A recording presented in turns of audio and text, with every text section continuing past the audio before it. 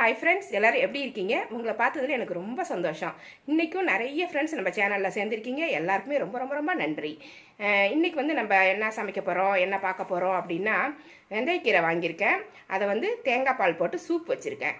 இது எதுக்கு சாப்பிடுவாங்க அப்படின்னா, வாயெலாம் ரொம்ப புண்ணாக இருக்குது பார்த்தீங்களா, ரொம்ப எரியும். வெயில் காலம் ஆரம்பிச்சிருச்சு, சில பேர்த்துக்கு தொண்டையெல்லாம் எரியும், சாப்பிட முடியாமல் வாயெல்லாம் எரியும். எப்பயுமே வயிறு புண்ணானா தான் வாய் புண்ணாகும். ஃபஸ்ட்டு வயிற்றுலேருந்து புண்ணாக ஆரம்பிச்சிரும். அதோட எஃபெக்ட் தான் வாயில் தெரியும். அப்போ வந்து நம்மளால் வந்து காரம் சாப்பிட முடியாது. அந்த சமயத்தில் வந்து இந்த வெந்தயக்கீரையை இந்த மாதிரி சூப் வச்சு நல்லா தேங்காய் பால் ஊற்றி நல்லா பாசிப்பருப்பு போட்டு சூப் வச்சுருக்கேன். இந்த மாதிரி வச்சு சாப்பிட்டிங்கன்னா குணமாயிடும். உடல் சூடு குறையும். ரொம்ப சூடாக இருக்கும் பாருங்கள் உடம்பு. சூடாக இருக்கிற மாதிரி கண்ணெல்லாம் எரிச்சலாக இருக்குது அப்படின்னு சொல்லுவாங்க பார்த்தீங்களா. அவங்களாம் இந்த குழம்பு சாப்பிடும்போது குளிர்ச்சியாக இருக்கும். வாய்ப்புண்ணும் குணமாயிடும், வயிற்று புண்ணெல்லாம் குணமாயிடும். அது மாதிரி வாய்ப்புண்ணுக்கு மணத்தக்காளி கீரை சாப்பிடுவாங்க, வெந்தயக்கீரையும் சாப்பிட்லாம். இது ரெண்டுமே கரெக்டாக இருக்கும். இன்றைக்கி நான் வெந்தயக்கீரை செஞ்சுருக்கேன். வாங்க அது எப்படி செய்யலான்னு பார்க்கலாம். அதுக்கு முன்னாடி நம்ம சேனலை சப்ஸ்கிரைப் பண்ணி வச்சுக்கோங்க. கூடவே இருக்கிற பெல் ஐக்கனையும் ப்ரெஸ் பண்ணி வச்சுக்கோங்க.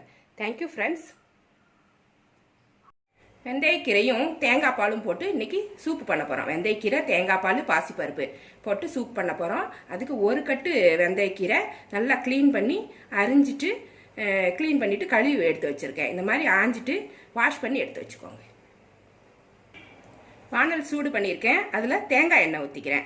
உங்களுக்கு விருப்பமான எண்ணெயை ஊற்றிக்கோங்க. ஆனால் தேங்காய் எண்ணெய் ஊற்றினா நல்லா வாசனையாகவும் இருக்கும். தொண்டை புண்ணு, வயிறு புண்ணெல்லாம் ஆறும். இது வந்து எங்கள் வீட்டில் தேங்காய் எடுத்து அரைச்ச எண்ணெய், சுத்தமான தேங்காய் எண்ணெய். தலைக்கு தேய்க்கிற தேங்காய் எண்ணெயை நம்ம வந்து ஊற்றக்கூடாது. கடையில் விற்கும் பார்த்தீங்களா, அந்த தேங்காய் எண்ணெயில் ஃப்ளேவருக்காக சென்ட்டெல்லாம் போட்டிருப்பாங்க. அதை எடுத்து நம்ம சமையலுக்கு யூஸ் பண்ணக்கூடாது. சமையலுக்குன்னு கேட்டு வாங்கிக்கணும் கடையில். எண்ணெய் சூடாயிருச்சு. ஒரு ஸ்பூன் கடுகு உளுந்தம்பருப்பு போட்டு தாளிச்சிடலாம். கடுகு நல்லா பொரிஞ்சிருச்சு. ஒரு பெரிய வெங்காயம் ரொம்ப சின்ன சின்னதாக கட் பண்ணி வச்சுருக்கேன். நிறைய வெங்காயம் பச்சை மிளகாலாம் சேர்க்க வேண்டாம். இது சூப் இல்லைங்களா, நிறைய சேர்த்திங்கன்னா குழம்பு மாதிரி ஆகிடும்.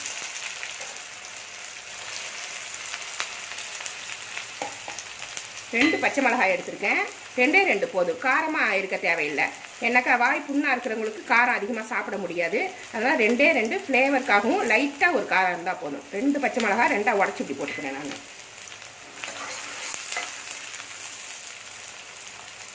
ஒரு 5 பல்லு பூண்டு பொடியாக கட் பண்ணி வச்சுருக்கேன். கொஞ்சமாக இஞ்சி, 1 ஸ்பூன் இருக்கும். கட் பண்ணதுக்கப்புறம் 1 ஸ்பூன் அளவுக்கு தான் இருக்கும். இது ஒரு ஃப்ளேவருக்காகவும் இருக்கும். இது செரிக்கும் நம்மளுக்கு, அதனால் இதையும் சேர்த்துக்கலாம். நம்ம இஞ்சி பூண்டு ரெண்டையுமே சேர்த்து நல்லா வதக்கிறணும். இது கூடவே வெந்தயக்கீரையும் போட்டு நல்லா வதக்கிடலாம். தண்ணியெல்லாம் புழிஞ்சிட்டு போட்டு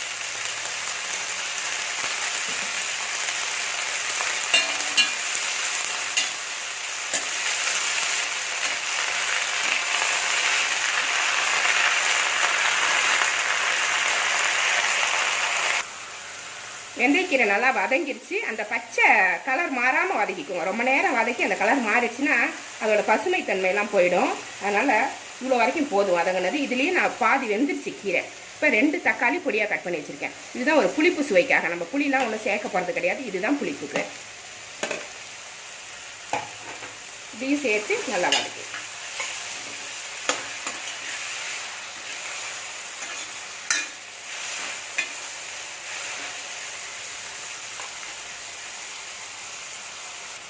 தக்காளி நல்லா வதங்கிடுச்சு.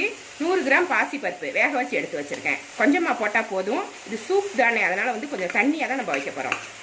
பாசிப்பருப்பு தான் நல்லது உடம்புக்கு. சோரம்பருப்பை விட பாசிப்பருப்பு தான் வயிற்று புண்ணெல்லாம் ஆற்றி விட்டுரும்.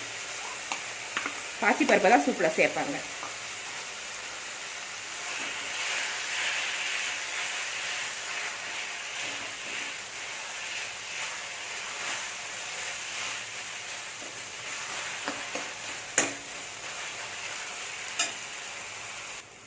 இதில் 1/2 ஸ்பூன் சீரகப்பொடி, சின்ன ஜீரகம் பொடி பண்ணி வச்சுருக்கேன். 1/2 ஸ்பூன் போட்டுக்கிறேன். இதில் மஞ்சப்பொடி ஒரு 1/4 ஸ்பூன் போட்டுக்கிறேன். 1/4 ஸ்பூன் மஞ்சப்பொடி. பெருங்காயம் ஒரு 1/4 ஸ்பூன் அளவுக்கு போட்டுக்கிறேன். நான் உப்பு போட்டுக்கிறேன். உப்பு வந்து தேவையான அளவு. நான் ஒரு 2 ஸ்பூன் போடுறேன். 1/2 ஸ்பூன் போட்டுக்கிறேன். இப்போதைக்கு டேஸ்ட் பண்ணி பார்த்துட்டு நம்ம போட்டுக்கலாம். சேர்த்து லேசாக அப்படி கிளறி விட்டுட்டு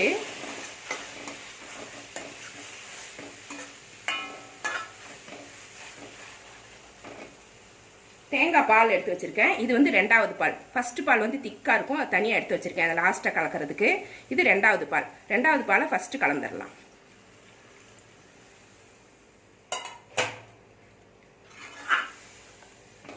இந்த தேங்காய் பால்லையே இது எல்லாமே வேகட்டும். கொஞ்சம் நேரம் இது நல்லா கொதிக்கணும். நம்ம எல்லாமே போட்டுட்டோம். இது குழம்புக்கு தேவையானது எல்லாமே இதில் கலந்தாச்சு.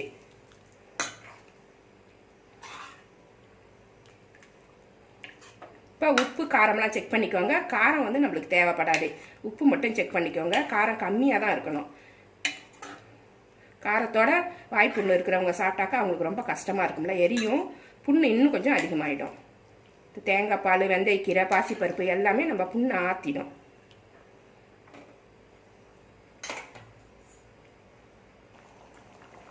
குழம்பு நல்லா வெந்து வந்துருச்சு.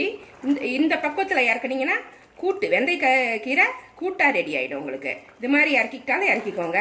இப்போ வாய்ப்புண்ணு இருக்கிறவங்களுக்குலாம் இப்படி சாப்பிட முடியாது. தேங்காய் பால் சேர்த்திங்கன்னா இன்னும் தேங்காய் பால் சேர்த்து செய்யும்போது ரொம்ப நல்லாயிருக்கும். இப்போ 1ஆம் பால் எடுத்து வச்சுருக்கேன்.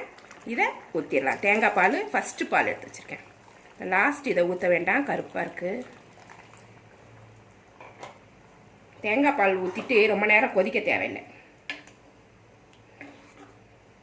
கொதிக்கக்கூடாது, திரிஞ்சு போயிடும், பால் திரிஞ்ச மாதிரி ஆகிடும். இந்த சமயத்தில் ஒரு 1/2 ஸ்பூன் சர்க்கரை போட்டுக்கோங்க. ஒரே ஒரு 1/2 ஸ்பூன். அது ஒரு டேஸ்ட்டாக இருக்கும், ஸ்வீட்டாக தெரியாது, சமப்படுத்திடும் எல்லாத்தையுமே. அது அவ்வளோதான். காரம் உப்பு எல்லாத்தையுமே அது சமப்படுத்தும். இது ஒரு கொதி வரட்டும், இறக்கிக்கலாம். ஒரு கொதி வந்துருச்சு, ஸ்டவ் ஆஃப் பண்ணிவிடுங்க. ரொம்ப நேரம் கொதிச்சாக்கா தேங்காய் பாலோட டேஸ்ட் வந்து போயிடும். இப்போ இது ரெடி ஆகிடுச்சு. இதில் வந்து கருவேப்பிலை, கொத்தமல்லி தழை எதுவுமே போட தேவையில்லை. ஏன்னா இது வெந்தயக்கீரையே இருக்குது பாருங்கள், இது கூட போயிட்டு கலந்து போயிடும். அது எது கொத்தமல்லி கருவேப்பிலைன்ட்டு நம்மளுக்கு எடுத்து சாப்பிட்றதுக்கு ஈஸியாக இருக்காது. இதை நான் எடுத்து வச்சு காமிக்கிறேன் உங்களுக்கு. இந்த சூப் செம்மையாக இருக்கும். இது சாதத்தில் வந்து ரசம் மாதிரி ஊற்றி சாப்பிடணும், நிறைய ஊற்றி சாப்பிடணும். சாம்பார் போட்டு சாப்பிட்ற மாதிரி கொஞ்சமாக போட்டுட்டு பிசையக்கூடாது. இதை வந்து ரசம் ஊற்றிப்போம் பார்த்தீங்களா, தாராளமாக ஊற்றி நம்ம சாப்பிடுவோம். சாப்பிட்டுட்டு இந்த குழம்பெல்லாம் எடுத்து நம்ம குடிக்கணும். இந்த குழம்பெல்லாம் இந்த பால், இது சூப் இல்லைங்களா, இதெல்லாம் எடுத்து நம்ம சாப்பிட்றலாம். அதனால் கொஞ்சமாக சாதம் போட்டுட்டு இந்த தேங்காய் பால் போட்டு இந்த சூப் வச்சுருக்கோம் பார்த்தீங்களா, வெந்தயக்கீரை சூப்பு, இதை வந்து நிறைய போட்டுக்கணும். கொஞ்சம் சாதத்தில் இதை நிறைய போட்டு நல்லா ரசம் மாதிரி சாப்பிடுங்க. உடம்பு சரியாயிடும். தொண்டை புண்ணு, வாய் புண்ணு எல்லாமே ஆறிடும். ரொம்ப நல்லாயிருக்கும். இந்த ரெசிபி உங்களுக்கு பிடிச்சிருந்தா நம்ம சேனலை சப்ஸ்கிரைப் பண்ணி வச்சுக்கோங்க. கூடவே இருக்கிற பெல் ஐக்கானை ப்ரெஸ் பண்ணி வச்சுக்கோங்க. உங்கள் ஃப்ரெண்ட்ஸுங்களுக்குலாம் ஷேர் பண்ணி விடுங்க, கமெண்ட் பண்ணுங்கள். இவ்வளோ நேரம் என்னோடய வீடியோவை பார்த்தா எல்லாருக்குமே நன்றி. Thank you friends.